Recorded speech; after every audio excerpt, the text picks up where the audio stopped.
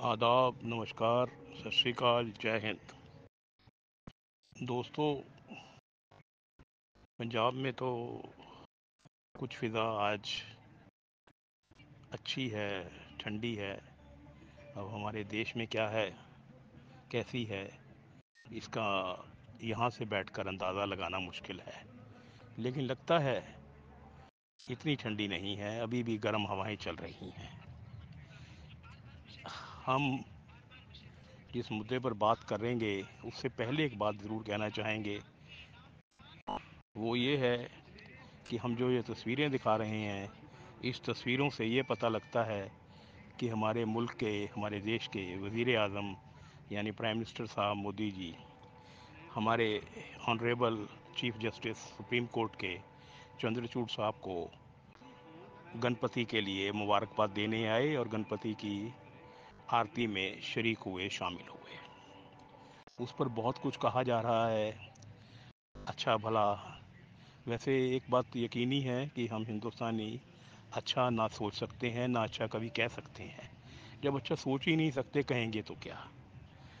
अब वज़ीर आज़म, प्रधानमंत्री किसी के घर आए तो उस होस्ट की, उस मेज़बान की कोई हैसियत, कोई औकात नहीं होती कि वो वज़ीर आज़म को कह दे कि आप हमारे घर मत आइए, हमारे आपसे इख्लाफात हैं, हमारे आपसे बनती नहीं है, हमारे आपसे आपसी मतभेद है।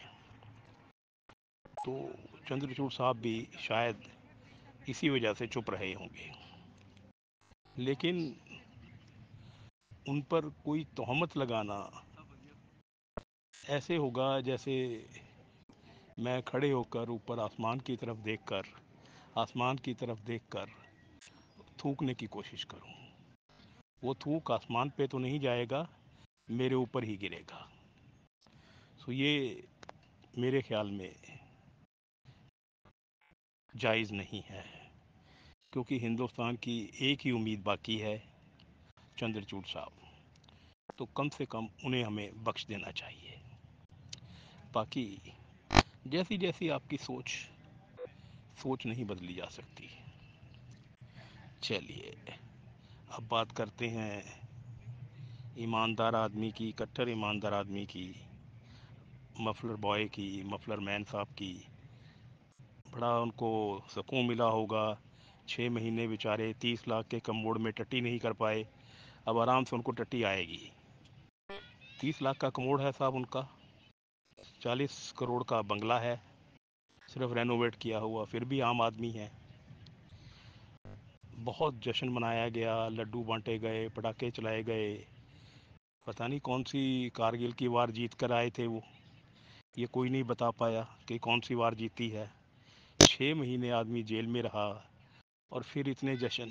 शर्म नाम की चीज़ नहीं है, ना उनके पास, ना उनके साथियों के पास। बिल्कुल बेशर्म हो चुका है मेरा देश। सारे लीडर, ये नहीं कि कल्ला अकेला मफलर बॉय, सभी के सभी, सभी के सभी निहायत बेशर्म है।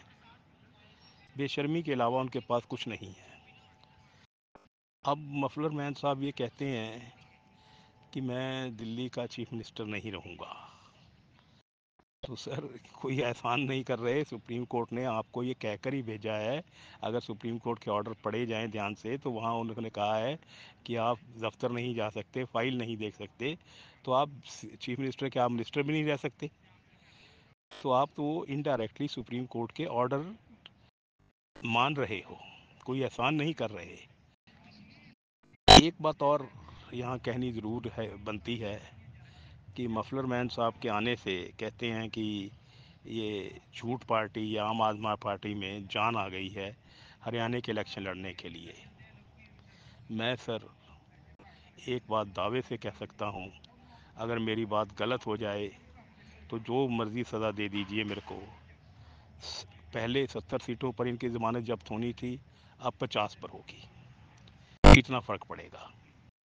और इनके कंपेनिंग करने से अगर फ़र्क पड़ेगा किसी को, तो शायद बीजेपी को पड़ेगा, कांग्रेस को नहीं पड़ेगा। जैसा बहुत बड़े विद्वान रवीश कुमार जी की मैं बहुत इज़्ज़त करता हूँ। वो बॉयस्ड हैं पूरे मोदी जी से, इसलिए बॉयस्ड विचार नहीं देने चाहिए। मैं कोई मोदी जी का भक्त नहीं हूँ, मैं भी उनके खिलाफ हूँ, लेकिन रवीश जी जैसा एक इंटेलेक्चुअल आदमी ये कहे कि बीजेपी को नुकसान होगा, शायद उनकी ये बॉयस्ड फीलिंग ही है जो बता रही है। क्योंकि देखिए, ये जो आम आदमी या झूठ पार्टी या खास आदमी पार्टी है, ये रूलर की नहीं है, अर्बनेट्स की है, लालों की है, बानियों की है, ट्रेडर्स की है। और बीजेपी जो है वो भी बानियों की पार्टी है, लालों की है, बानियों की है, जाटों की नहीं है। हरियाणा में जाट वोटर पर कोई फ़र्क नहीं पड़ने वाला। जाट वोटर ने मन बना रखा है, उन्होंने कांग्रेस को वोट डालनी है, या ये कहिए हुड्डा साहब को वोट डालनी है। हो सकता है 2 या 3, शायद 2 या 3 सीट ये झूठ पार्टी या आम आदमी पार्टी ले जाए। और ये बेशर्म है, ये कहेंगे देखो जी हमने तो सारा हरियाणा जीत लिया, अगर 2 भी आ गई तब भी हरियाणा जीत जाएंगे, कहेंगे हरियाणा जीत लिया। लेकिन सबसे बड़ी दुख की बात ये है कि इनका जो अलायंस नहीं हुआ कांग्रेस के साथ, उससे सबसे बड़ा नुकसान पंजाब का है। क्योंकि जो अभी ये 90 सीटों पर लड़ेंगे, चाहे वो अपनी पहचान बनाने के लिए लड़ रहे हैं या मजबूरी लड़ रहे हैं बेचारे, क्योंकि हार तो उन्होंने पहले ही मान ली। जो 20 सीटें क्लेम कर रहे थे, 5 पर समझौता हो रहा था, लेकिन ये 10 बड़े हुए थे।